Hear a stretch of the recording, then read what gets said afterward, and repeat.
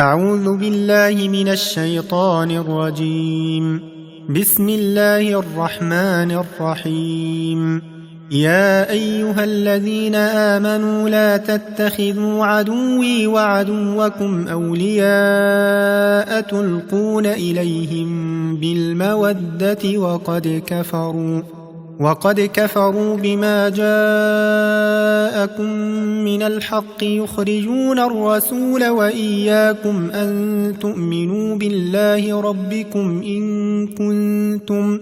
إن كنتم خرجتم جهادا في سبيلي وابتغاء مرضاتي تسرون إليهم بالمودة وأنا أعلم بما أخفيتم وما أعلنتم ومن يفعله منكم فقد ضل سواء السبيل. إن يثقفوكم يكونوا لكم أعداء ويبسطوا إليكم أيديهم وألسنتهم بالسوء وودوا لو تكفرون. لن تنفعكم أرحامكم ولا أولادكم يوم القيامة يفصل بينكم والله بما تعملون بصير. قد كانت لكم أسوة حسنة في إبراهيم والذين معه إذ قالوا لقومهم إنا براء منكم ومما تعبدون من دون الله كفرنا بكم وبدا بيننا وبينكم العداوة والبغضاء أبدا حتى تؤمنوا بالله وحده إلا قول إبراهيم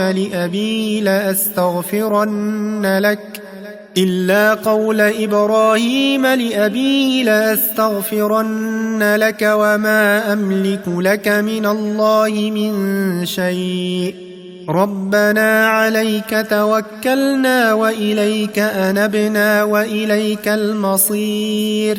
ربنا لا تجعلنا فتنة للذين كفروا واغفر لنا ربنا إنك أنت العزيز الحكيم.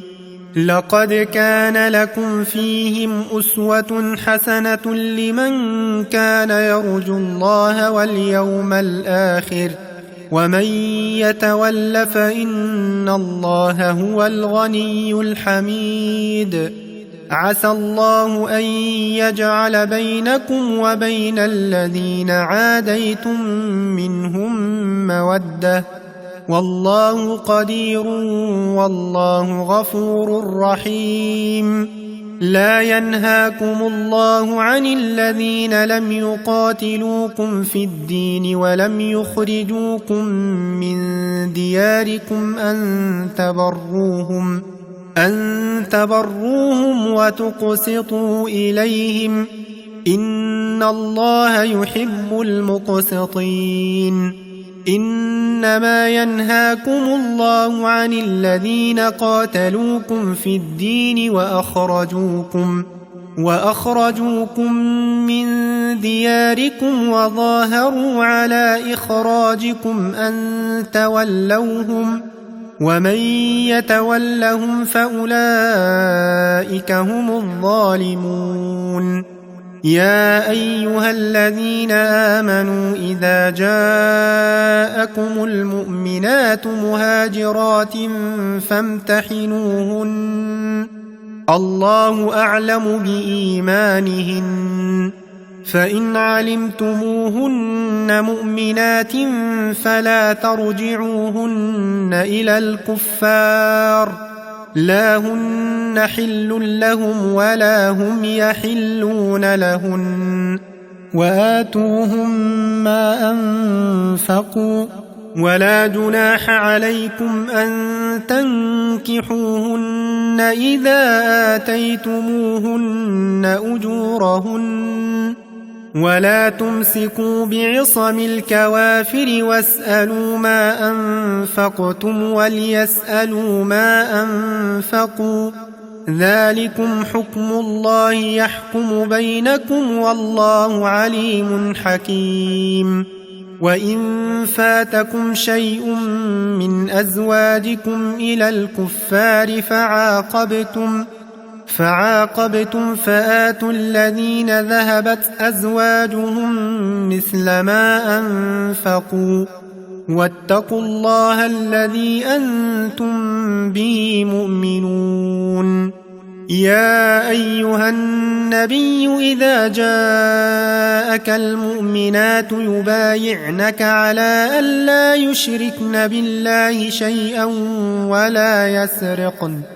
ولا يسرقن ولا يزنين ولا يقتلن أولادهن ولا يأتين ببهتان يفترينه بين أيديهن وأرجلهن ولا يعصينك في معروف فبايعهن واستغفر لهن الله إن الله غفور رحيم.